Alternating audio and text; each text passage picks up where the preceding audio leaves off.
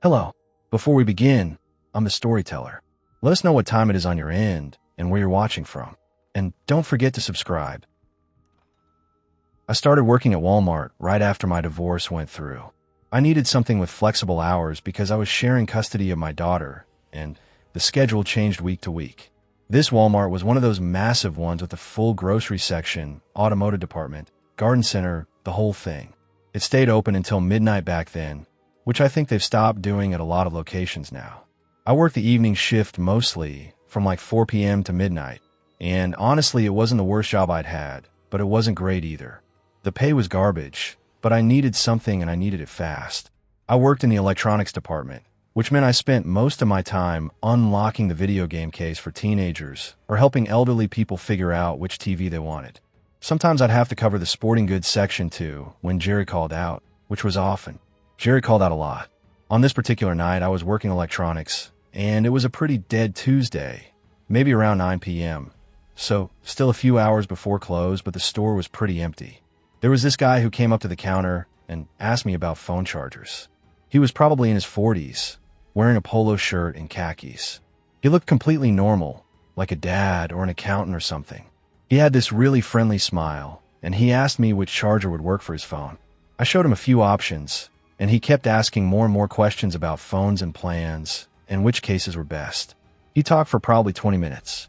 I didn't really mind because there was nothing else to do, and he seemed harmless enough.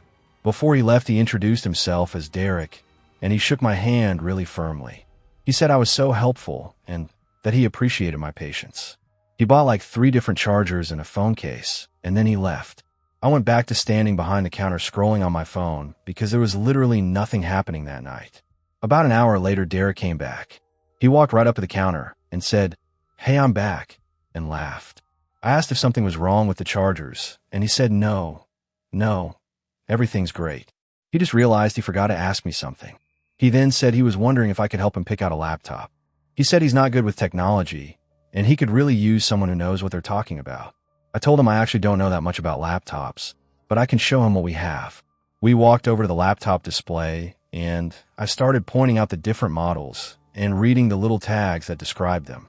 Derek kept standing really close to me, like closer than a normal person would stand. When I'd step to the side, he'd step too. I started feeling a little weird about it, but I figured maybe he just had bad spatial awareness. Some people are like that. He asked where I was from and if I'd lived here my whole life. I gave him short answers because I was starting to feel uncomfortable. He asked if I was married and I lied and said yes, even though I'm divorced. He said that's too bad and smiled in this way that made my skin crawl. He didn't buy a laptop. He said he needed to think about it, and then he finally left again. I was relieved. I went to the back room and ate my dinner, which was just a sandwich I'd packed that morning. I texted my friend Sarah and told her some weird guy was being kind of flirty with me at work. She said to tell a manager if he came back. I thought that was an overreaction, honestly. He was just awkward. I came back out to the floor and kept working. I helped a few other customers. Then, around 11 p.m., I saw Derek again. He wasn't near electronics this time. He was over in the toy section, which I could see from where I was standing, and he was just standing there looking in my direction. I pretended I didn't see him. I helped another customer, and when I looked back toward the toys, Derek was gone. Then I saw him in seasonal. He was just standing there holding a package of Christmas lights, even though it was March, just holding them and watching me. I started to feel actual fear at this point. I walked to the back and found my manager, Ross. I told Ross that there's a customer who's been hanging around for hours and keeps coming back, and it's making me uncomfortable. Ross said unless he's doing something against the rules, there's nothing we can do. I asked if I could work in the back for the rest of the night, and Ross said no, because someone has to be on the floor in electronics. I was so angry. I went back out, and Derek was at my counter again. He said, "Hey, I think I'm ready to buy that laptop now, but only if you can help me." I said I'm actually not allowed to leave my department right now, which was a lie. He said, "That's okay, I can wait." And then he just stood there at the counter staring at me. I pretended to organize things and check my computer. I called Ross on the walkie and said I need backup in electronics.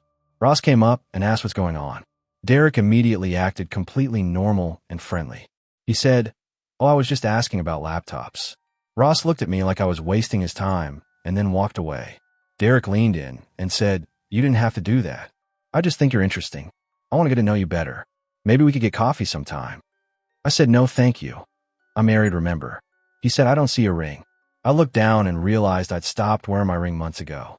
I said, I don't wear it at work. He said, sure, okay. But his smile was gone now. He looked annoyed. He said, I've been nothing but nice to you. I don't know why you're being like this. Then he left. I thought, okay, good. Maybe he's finally gone for real. I had about 30 minutes left in my shift. I started closing down my register and doing the end of night counts. At 11:55, I walked to the back to clock out. I grabbed my stuff from my locker and headed out the employee exit, which leads to the side parking lot. My car was parked kind of far from the door because I'd gotten there during a busy time. As I'm walking to my car, I heard footsteps behind me. I turned around and Derek was there. He said, hey, wait up. I wanted to apologize. I totally froze. I didn't know what to do. I said, it's fine, really. I have to go. He kept walking toward me and said, I feel like we got off on the wrong foot. I really do think you're special, and I'd like to take you out. I backed up toward my car and said, I'm not interested. Please leave me alone. He said, why are you being such a bitch about this? I was nice to you all night. I spent money in your department. I gave you attention, and this is how you treat me. I turned and ran to my car. I got in and locked the doors immediately. Derek stood outside my car and stared at me through the window. I started the car, and he didn't move. I honked, and he stepped back slightly. I reversed and got out of there as fast as I could. I called the store from my car and told Ross what happened. Ross said he'd check the cameras and let me know. Derek had apparently left right after me. I filed a police report the next day. The police said they'd send an officer to talk to him and warn him to stay away from the store. I don't know if they ever did. I switched to morning shifts after that, and I never saw Derek again. But for months I was terrified every time I went to that parking lot. I quit that job eventually for unrelated reasons, but I still think about that night. I think about how he spent hours in that store just watching me, waiting for me to be alone.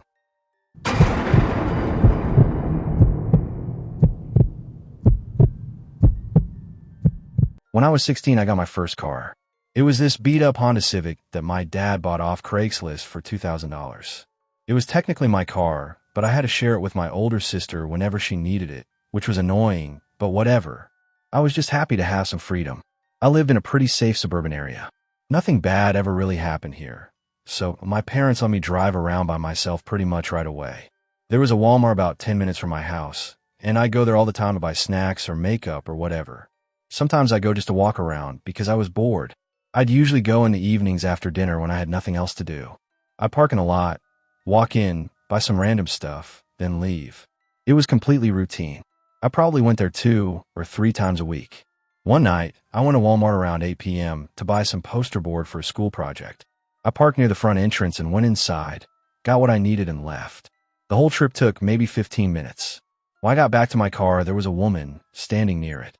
She was probably in her 30s with blonde hair, pulled back in a ponytail. She was wearing jeans and a hoodie. She looked totally normal. She waved at me and said, "Hey, do you have jumper cables? My car won't start." She pointed to a silver sedan parked a few spots away. I said, "I don't have cables, sorry." She said, "Dang, okay. Do you think you could give me a ride to the gas station down the street? I can buy some there." I hesitated because I didn't know her, but she seemed genuinely stressed, and it was literally just down the street. So I said, "Okay, sure." She got on my passenger seat and said, "Thank you so much. I'm Christine, by the way."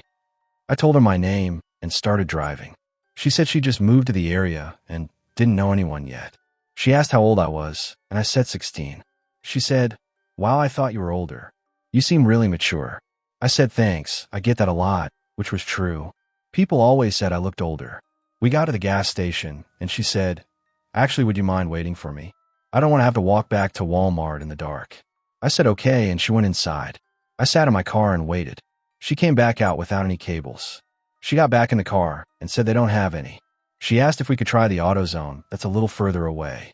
I was starting to feel weird about it, but I didn't want to be rude, so I said okay. We drove to AutoZone, and the same thing happened. She went in, came back out, said they didn't have the right kind. She then said, "You know what? Maybe I should just call AAA. Can I borrow your phone to call them?" I handed her my phone, and she pretended to make a call. She said, "They're going to take like 2 hours to get here." She handed my phone back and said, "I'm so sorry to keep bothering you, but could you maybe give me a ride home? I can call my roommate to help me with my car tomorrow." I should have said no. I really should have, but I felt bad for her and I didn't want to seem mean. I said, "Where do you live?" She gave me an address, and I put it in my GPS. It was about 15 minutes away in a neighborhood I didn't really know. As I was driving, she kept asking me personal questions like where I go to school, what my parents do, if I have a boyfriend. I answered some of them, but I was getting more and more uncomfortable. We got to the neighborhood, and she directed me to turn down different streets. We kept going further and further back into this residential area. The houses were getting more spread out, and there were less streetlights. She said, "It's just up here on the right." And then she said, "Actually, you know what? Can you pull over for a second?" I pulled over and said, "What's wrong?" She said, "I just need to tell you something. I've been watching you." My stomach dropped. She said, "I've seen you at that Walmart before. I've seen you walking around by yourself, and I just think you're so pretty. I think we could be really good friends, don't you think?" I said, "I need to go. I have to get home." She said, "No, wait. Don't be scared. I'm not trying to scare you. I just wanted to spend some time with you." I reached for the door lock button to unlock the door so she could get out, but she grabbed my wrist hard. She said, I said, "Don't be scared. Why are you acting like this?" I yanked my hand away and said, "Get out of my car right now." She said, "You're being really rude right now. After everything I did, you made me go to 2 different stores with you." I said, "You lied about your car. You lied about needing help. Get out now." She stared at me for a few seconds, and her face looked completely different from before. She looked angry and cold. She said, "You're going to regret this." Then she got out and slammed the door. I immediately locked the doors and started driving. I didn't even know where I was going. I just drove until I got back to a main road. I was shaking so hard I could barely hold the steering wheel. I pulled into a Target parking lot and called my dad. I was crying and I told him what happened. He told me to stay where I was, and he came and got me. He followed me home in his car. I left my car at Target and rode home with him. We called the police that night and filed a report. I gave them a description of the woman and told them the whole story. The officer said it sounded like I might have been targeted. He said there's been reports of people, especially women, following younger girls and trying to lure them to secondary locations for trafficking or robbery or worse. I never saw that woman again. I went back to that Walmart a few weeks later with my dad during the day, and I didn't see her car or her. I stopped going there by myself for a long time after that. I still think about how stupid I was for letting her in my car, for driving her around, for not just saying no. My parents weren't even mad at me. They were just glad I was okay. But I was mad at myself. I knew better. I knew you're not supposed to help strangers like that. But I did it anyway because I didn't want to seem mean. I'm 23 now, and I still get nervous in parking lots. I always look around before I get in my car. I never help people I don't know anymore, even if they seem nice, even if I feel bad about it.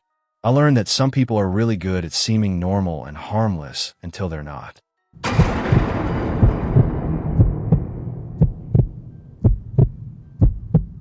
I worked at Walmart for about 8 months in the customer service department, which is basically the returns desk. I process returns, help people with complaints, cash checks for people, all that kind of stuff. The job was fine. It wasn't exciting, but it paid okay, and my coworkers were cool for the most part. I'd worked retail before, so I was used to dealing with rude customers and weird requests. Nothing really fazed me at that point. I thought I'd seen it all. There was this one regular customer who'd come in maybe once a week. His name was Tom, or at least that's what he told me. He was probably in his 50s, average height, thinning hair. He always wore these business casual clothes like he'd just gotten off work in an office. He was always friendly, almost overly friendly. He'd make small talk about the weather or sports or whatever. I didn't mind it at first. Some customers are just chatty. Tom started coming in more frequently after a few weeks. Instead of once a week, it was twice a week, then 3 times a week. He'd always come to my register, even if there was no line at the other registers. He'd wait specifically for me. He'd return random things like a pack of batteries or a DVD, and then he'd chat with me while I processed it. He started asking more personal questions like if I lived nearby, if I liked working there, if I had plans after work. I kept my answers vague because I was starting to feel like he was a little too interested. One day Tom came in, and he said something that made me stop cold. He said, "So how's your mom doing with her recovery?" I just stared at him.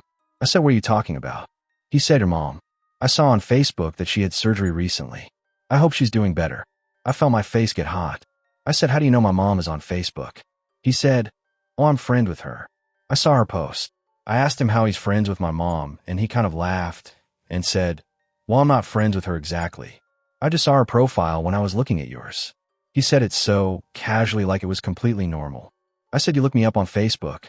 He said, "Yeah, I want to know more about you. I think you're really interesting." I didn't know what to say. I just finished processing his return and handed him his receipt and said I have to help the next customer.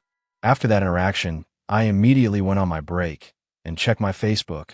My privacy settings were set to friends only, but I realized my profile picture was public, and so was my friends list. Tom must have gone through my friends and found my mom's profile. I felt so violated. I blocked him immediately, and I told my manager about it. Her name was Angela. Angela said, "That's creepy, but unless he's done something threatening, there's not much we can do." She said, "Just let me know if he makes you uncomfortable again." Tom kept coming in. He'd still come to my register and act like nothing had happened. He'd smile and make small talk. I'd be as short as possible with him. I'd process his returns quickly and barely look at him, but he didn't seem to notice or care. He just kept being friendly. One time he brought me a coffee. He said, "I notice you always have coffee, so I brought you one." I said I can't accept this. It's against store policy, which wasn't true, but I didn't want anything from him.